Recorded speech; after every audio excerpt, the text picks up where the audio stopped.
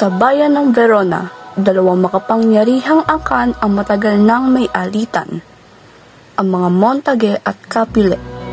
Sa bawat sulok ng lungsod, umaalingaw-ngaw ang kanilang galit at puot sa isa't isa. At ngayon, sa gitna ng mataong lansangan, muling magbabanggaan ang kanilang puwersa. Ang pinakamalakas at makapangyari sa lahat! Oo nga! Hindi! Kami ang pinakamalakas at makapangyarihan at wala nang mas makakikip pa sa amin! Oo nga! Kami ang mga Capulet! Sa pag-iisa ni Romeo ay kinakausap niya ang kanyang sarili. Yan, nakakalungkot. Sa labis na niyagawa si bawat saging kapag nalalaki wala naman akong magawa. Ano ba itong lungkot na aking nadarama? Bakit ganito? Sana ba ng araw makikita ko na aking minamahal? Nakasama ko siya ang buhay. Sa pag-iisa ni Juliet ay kinakausap niya rin ang kanyang sarili. Ano ba to? Ako'y kakasal ngunit hindi ko naman to pinapangarap. Sino si Paris? May ibig ko kaya ang Ginoo? Said it again, mama. Ocean, every bird spit a shooting star.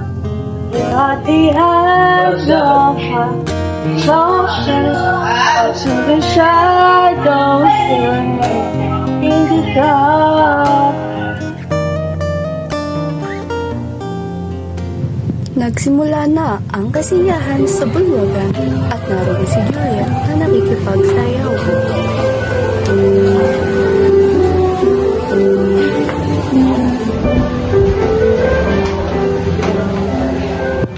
Darating si Romeo.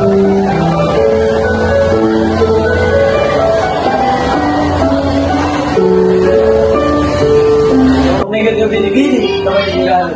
Nararamdaman ako muli. Bakit hindi ko may naliwanag? Gusto ko ba yung meron ng minamahal?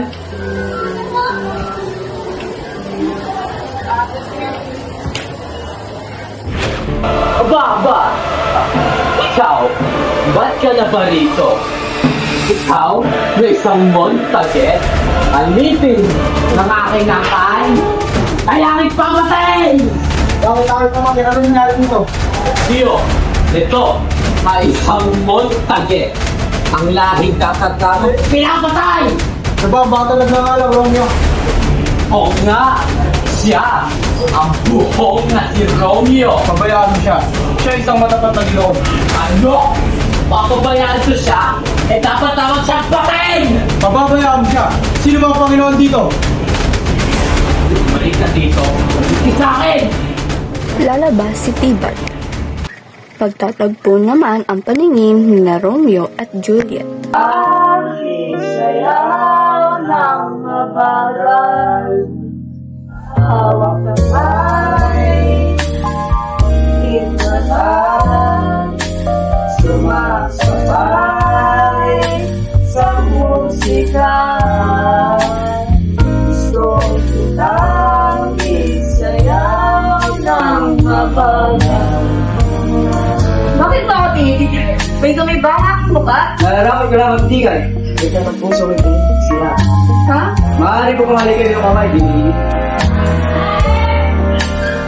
Kung gayon ay nasa aplaman, kung salang sa iyo ay nakutang. Salang ko sa labi ko. Salang malabing ay ibinang mo. Salang inilihan. Parang pinag-aralan mo, Patrick. Senyorita! Kayo po ay pinagtawag na ng Nina. Bibili, maaari ba akong tanong? Sino ang kanyang ina? Siya ba isang Capulet? Baliho, ang kanyang ina ang ginangantahan nito. At oo, siya ay isang Capulet. Maraming salamat.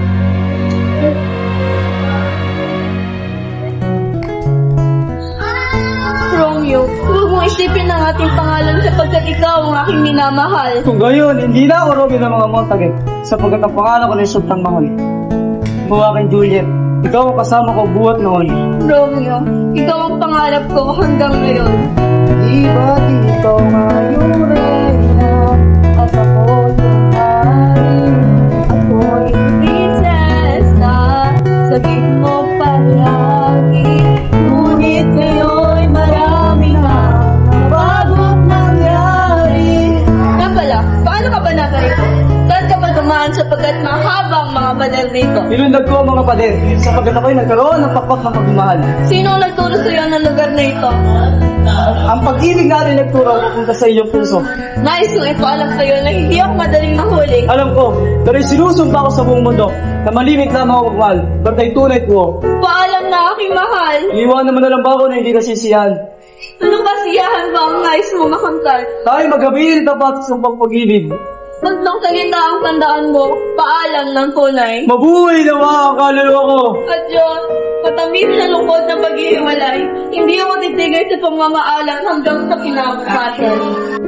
Sa isang simbahan, si Romeo ay pumunta upang makahingi ng opinyon ng kanyang pagmamahal kay Juliet. Ngunit ang hindi alam ni Romeo ay doon din pala pupunta si Juliet. Pagpalain ng langit itong mananagawain upang pagkatapos ang pagsisisiwag natin at biro. Padre, ngunit, Padre, ano man lungkot ang dumating hindi madagay. Nakagalakan na akin ang tata mo. Nasiyangin mo sinayang, balang araw na maghihinga. Tandaan mo, Romeo, may mga bagay na hindi ka dapat magmadalos-dalos at mahirap kang tintigin sapagkat hindi mo pa ito nararanasan. Ang marahas na ligaya ay may marahas din na hangganan. Gandang araw po sa mabuning kompetoto. Para sa amin dalawa, si Romeo ang pasasalamat sa iyo. Ganon din ako sa kanya. Ang masasalamat niya ay magiging dalabisan. O Juliet, ibibigay ko sila upang ikaw lamang aking mapaligaya. Masaya ko marinig yan. Nasisiguro kung tapat ang ating pag-ibigan at masibig pa ito kay Jesus Mayaman. Madali na natin itong tapusin pagkat di kayo narapat ba ang mag-isa.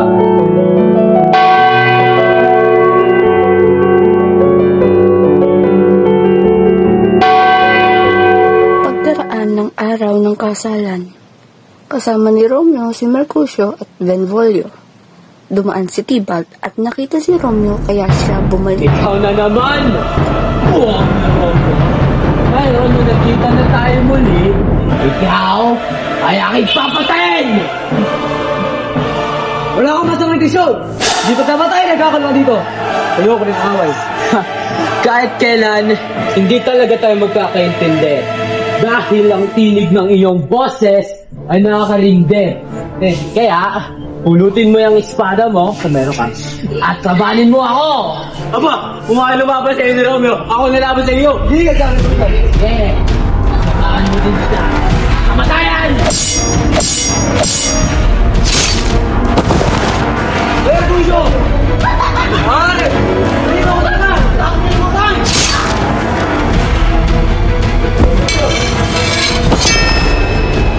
Ano? Ano ginagawa? Dumating ang mga kapilet, mga Montague at ang prinsipe.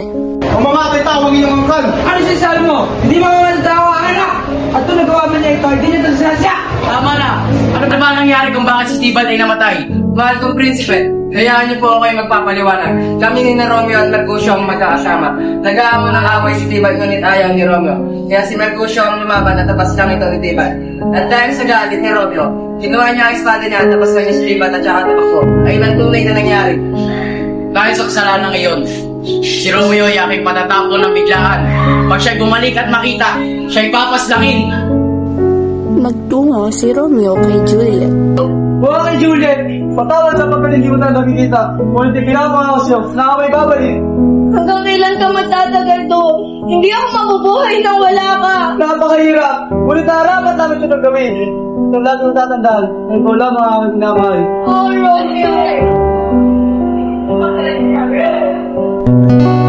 Tayo'y magkakalayo.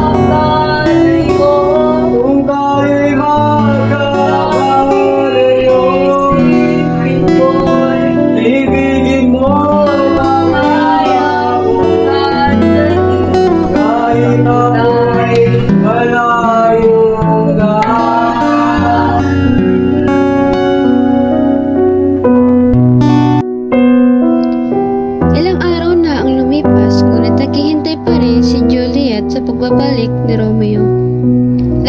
ganito ang iniisip. Anak, nararamdaman ko ang iyong labis na kalungkutan dahil sa pagkamatay ng iyong pinsan. Upang ikay aming mapaligaya at makalimutan mo ang nakababago sa iyong isipan, kay aming pagkakasal. Ano? Ako'y kakasal sa hindi mo naman mahal?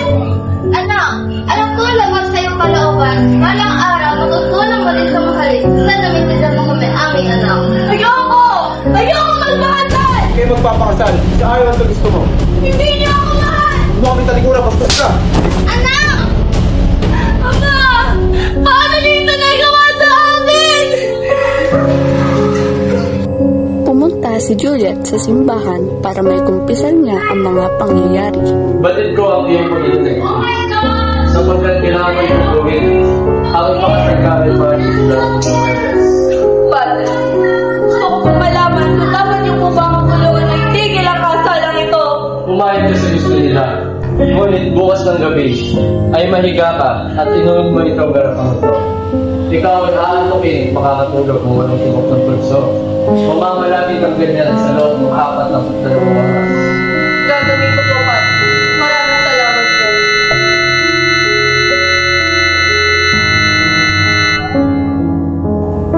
Pumasok ang nurse sa loob ng silid ni Juliet. Binibini! Ako ay di nakapilsa ng madarang ngunit nakahiga kang balin. Binibini? Binibini? Ano to? Flasol? Binibini! Binibini! Tulong! Tulong! Binibini! Wala na buhay! Anak! Anak ko! Bumisig ka, anak! Anak! Anak! Anak! Anak! Anak ko!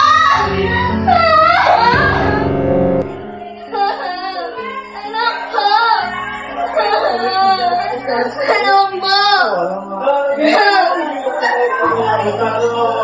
Sana'y di magmaliw ang dati kong araw ng munti pang bata sa piling ni nanay.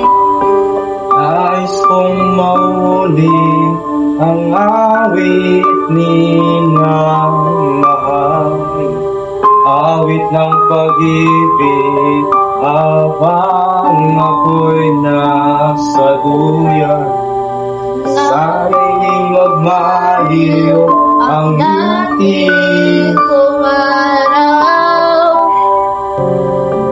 Dumating si Baltazar mula sa Verona, dala ang masamang balita. Manari, ito pong sulat galing sa Verona. Huwag galing Verona. Wala ka ba suot mo, Padre? Pumunta kayo naman. Kaaking minamahal. Mabuti naman ang lagay ng iyong mga magulang. Ngunit, si Juliet ay patay na. Nakita ko siyang nilibing sa tumba ni Capel. Ano? Teka, natawa na. Ngayon na yung Alice D. Wala ka ba talagang sulat buhat ni Padre? Wala po mabuti, Panginoon. Wala ang gagawin ko. Teka, pupunta ako ng Boticario. Sa pagdating ni Baltasar mula sa Verona, inihayag nito ang masamang balita kay Romeo. Rinig sa tinig ni Romeo ang kaniyang kaba habang tinatanong niya ang kalagayan ng kaniyang magulang at minamahal. Pinaalam ni Baltasar na pumanaw na si Juliet at siya ay nakadibing ngayon sa tumba ni Capel. Kaagad namang nangamba si Romeo at nagdesisyon na pumunta sa botikaryo. Pagkarating niya sa may botikaryo ay agad siyang humingi ng laso na nakamamatay at ibinigay ang 40 dakado na kaniyang dala. Sinubukang balaan ng botikaryo na ang pagbili nito ay delikado, ngunit hindi nakinig si Romeo at tinanggap na ang lason. Dumating si Juan at kinausap ang padre sa loob ng simbahan. Kapatid ko, hindi ko nadala ang sulat para kay Romeo sapagkat di kami pinalabas. Kaya't ang bilis sa pagtungo ko sa Magway, napigil agad. Sino ang nagdala ng sulat ko kay Romeo? Wala akong mapagdala. Narito mali. Naku, malungkot na kapalaran. May nilalaman pa naman itong mga mahalagang bagay. Nakarating na si Romeo sa libingan ni Juliet. Kasama ko! Wala sa'yo pa nangyari mo sa mga palarang ito. Kung gayon pa man, ako'y susunod at magkakasama tayo ang buhay. Ay, ang buhay na malapit!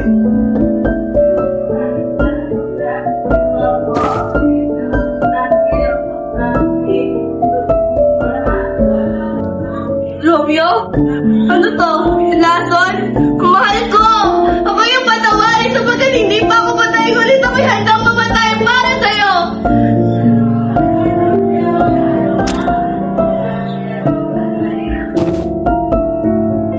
Sa pagbisitang lahat sa libingan ni Juliet, ay nakita nila na hindi na ito nag-iisa. Sila ay magkayakap hanggang sa huling paghinga.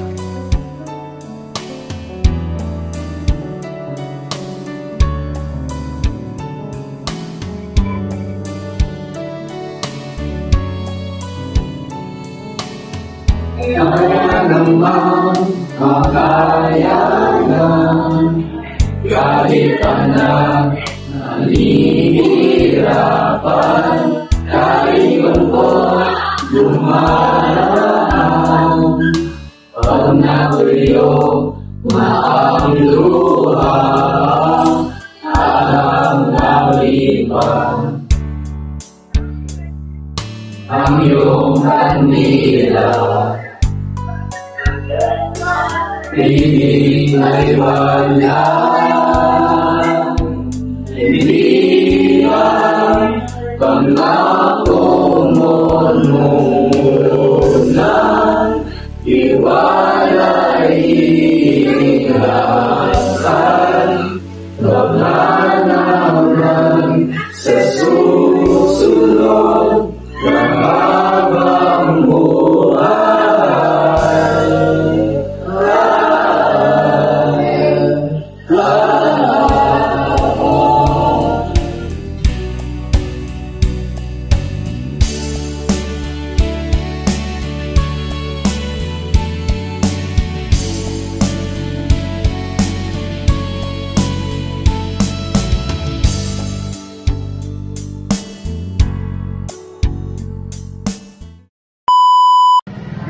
May flash up po. Manari, ito pong sulat galing sa Verona.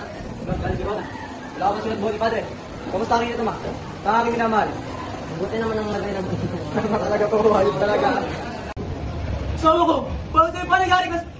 Sapat ang ating pag-ibigan at masigil pa ito kasi sa kayamanan. Madali na natin ito tapusin pagkat di kayo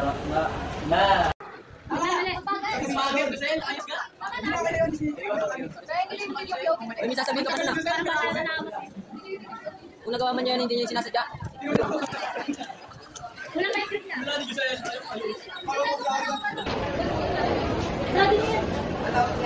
Ang cute! Sarap sa pakin.